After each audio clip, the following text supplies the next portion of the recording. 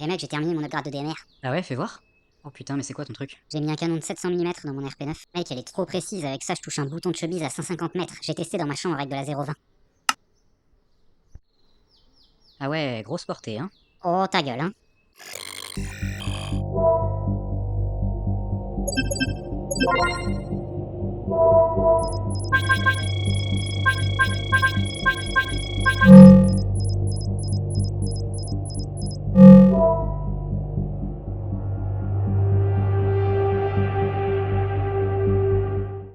Le canon, c'est un peu l'upgrade maudit en airsoft. Il y a plein de trucs faux qui se disent et c'est pas le truc le plus intuitif à comprendre. Mais avant d'attaquer la vidéo, si ce que je fais te plaît, hésite pas à t'abonner et à activer la cloche, ça te permet de recevoir toutes les notifications de mes vidéos. Liker et commenter, ça m'aide beaucoup à développer la chaîne.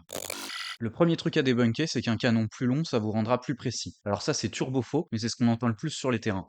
La bille a effectivement besoin d'une certaine longueur pour être stabilisée, mais au-delà d'une vingtaine de centimètres, le gros du travail est fait et on gagne pas grand-chose en précision en augmentant la longueur. Le concept pour bien comprendre les canons, c'est le rapport cylindre-canon. Quand le piston va comprimer l'air présent dans le cylindre, celui-ci va être chassé à l'intérieur du canon et occuper tout le volume du canon. Il va pousser la bille vers l'avant pour se faire de la place. Ce qu'on voit, c'est que si on veut que la bille arrive jusqu'au bout du canon, il faut que le volume du cylindre soit au moins aussi grand que le volume du canon. On va calculer un rapport entre les deux en divisant le volume du cylindre par le volume du canon et on va le multiplier par 100 pour avoir un pourcentage. Mais avant de parler plus en détail de ce rapport, on va regarder ce qui se passe en sortie du canon en fonction du volume. Quand il y a exactement le volume d'air pour pousser la bille jusqu'au bout du canon, la pression interne va être égale à la pression externe au moment où la bille quitte le canon. Et ça, c'est le cas idéal. Donc maintenant, quand il y a plus d'air que nécessaire, donc en gros que le canon est trop court, la pression interne va être plus élevée que la pression externe au moment où la bille va sortir du canon. L'air va alors s'échapper rapidement du canon derrière la bille, ce qui peut la déstabiliser un peu au passage. On va aussi entendre un petit claquement sec plus ou moins fort, et la réplique consomme une partie de son énergie pour rien. C'est pas non plus très grave, et honnêtement, pas mal de répliques en sortie de boîte sont dans cette situation. Quand le canon est trop long et qu'en gros il n'y a pas assez d'air dans le cylindre, là c'est pas bon du tout. Pendant le voyage dans le canon, le rapport de pression va s'inverser et l'air extérieur va faire pression sur la bille. À partir de là, la bille va commencer à ralentir. Quand elle va sortir du canon, l'air extérieur va s'engouffrer à l'intérieur du canon, ce qui va vraiment déstabiliser la bille et qui va bien la ralentir. Donc ça, vous l'avez compris, c'est le pire scénario. Maintenant qu'on a vu ces trois cas possibles, on va regarder ce qui se passe quand on augmente la longueur du canon. Dans un premier temps, la vitesse va augmenter à mesure qu'on allonge le canon, jusqu'à arriver au cas idéal qu'on a vu tout à l'heure. Si on continue à augmenter la longueur après ça, la vitesse de sortie va progressivement baisser jusqu'à ce que, hypothétiquement, la bille sorte même plus du canon. Mais du coup, cette longueur optimale de canon, c'est quand le volume du cylindre et le volume du canon sont les mêmes. Bah, en pratique, non. On n'a pas pris en compte les pertes, les frottements, l'accélération de la bille, c'est un problème de dynamique qui reste assez complexe et on va pas pouvoir le développer ici. Par contre, on peut s'intéresser aux travaux d'OIO Airsoft. Pour les canons les plus courts, il faut mieux privilégier un rapport cylindre-canon bien supérieur à 100%, tandis que pour les plus longs, on a tout intérêt à faire tendre le rapport vers 100%. Dans tous les cas, faut vraiment éviter de descendre en dessous de 100%. On entend souvent que certains diamètres apportent une meilleure précision que d'autres. Dans la pratique, c'est pas vraiment le cas, il n'y a pas vraiment de différence. Dans un canon, comme la bille n'est pas parfaitement collée à la paroi, il va toujours y avoir un peu d'air qui passe sur les côtés. Cet air qui s'échappe, faut le voir comme de l'énergie perdue qui sera pas transmise à la bille. Donc plus le diamètre est grand, plus on a d'air qui passe, et du coup plus les pertes en énergie sont élevées. Au contraire, plus le diamètre est resserré autour de la bille, moins on a d'air qui passe, et moins on a de pertes, et plus le canon est efficace. C'est pas forcément un mauvais phénomène parce que ça nous permet d'ajuster un peu l'énergie de sortie sans avoir à modifier l'interne ou la longueur du canon. Donc dans les diamètres disponibles, on a d'abord les tight bores qui vont de 6.01 à 6.08 mm et le 6.01 étant le canon avec le moins de pertes associées et aussi celui qui fera le moins de bruit. Le problème avec un canon aussi resserré, c'est qu'à la moindre bille un peu plus grosse que les autres ou à la moindre impureté dans le canon, vous allez avoir une déviation voire un bourrage. Des canons comme le 6.03 ou 6.05 permettent de trouver un meilleur compromis entre performance et régularité.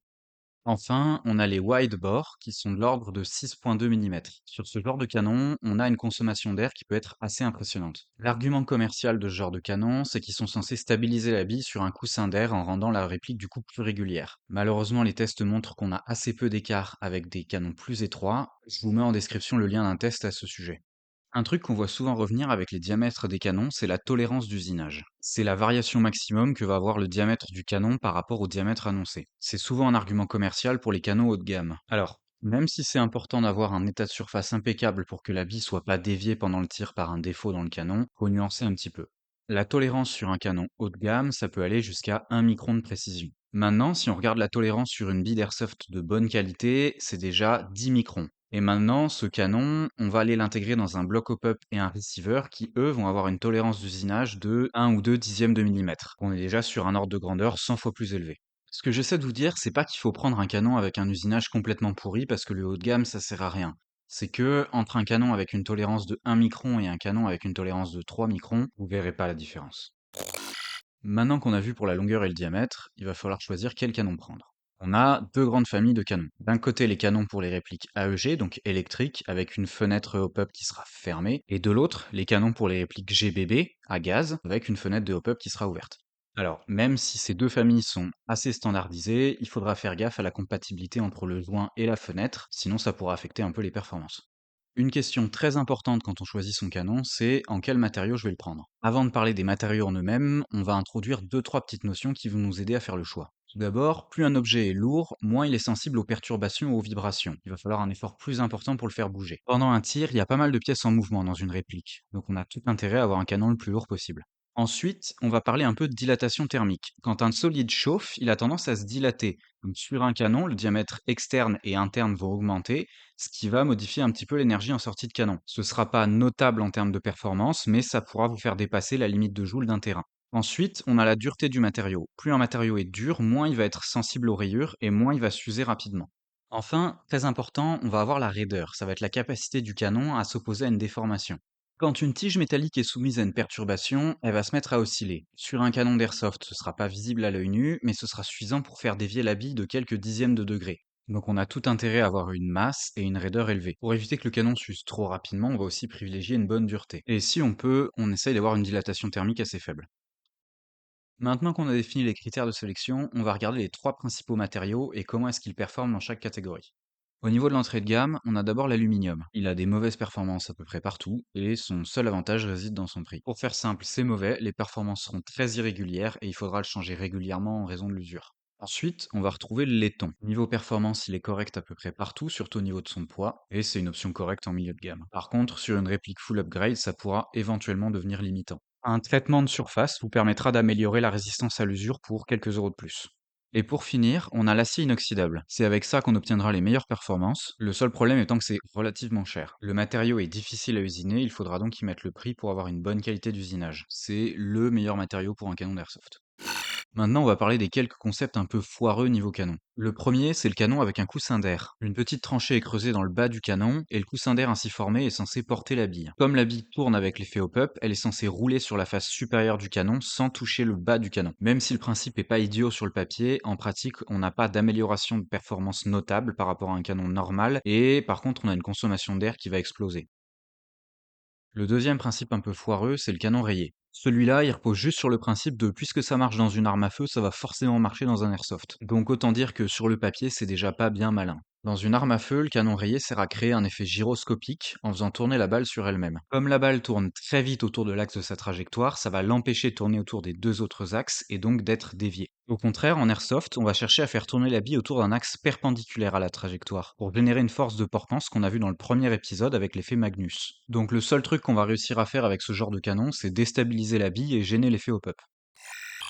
C'est pas tout d'avoir un super canon, mais maintenant faut qu'il soit propre. Les billes laissent un petit dépôt à chaque tir, et si vous faites rien, ça va vite dégrader les performances. Niveau outils, on a d'abord les brosses douces qui sont généralement fournies dans les kits de nettoyage d'airsoft. On a aussi les tiges de nettoyage dans lesquelles on va enfiler un tissu doux. Par contre, faut éviter le sopalin parce que c'est un peu abrasif et ça finira par abîmer le canon. Des fois, dans les kits de nettoyage, on retrouve des brosses dures. Alors ça, généralement, ça vient du fait que c'est des kits de nettoyage d'armes qui ont été reconditionnés pour de l'airsoft, mais ça, faut vraiment pas l'utiliser pour le nettoyer, sinon vous allez déglinguer votre canon. Pour le nettoyage, enfoncez délicatement la tige en la faisant tourner sur elle-même. Faites très attention à votre joint hop-up au fond du canon. Dans l'idéal, il faut le remettre à zéro avant le nettoyage ou carrément démonter le canon. Pour conclure, qu'est-ce qui fait un bon canon? Eh bien, pour un canon, le plus important, c'est d'abord un bon joint hop-up. C'est un petit peu provocateur de dire ça, mais en gros, votre canon, ce sera plus une cerise sur le gâteau qu'autre chose. Si vous avez une réplique bien upgradée avec un canon médiocre, effectivement, vous gagnerez en performance à rajouter un bon canon. Par contre, un canon de super qualité dans une réplique médiocre, bah, ça servira à rien.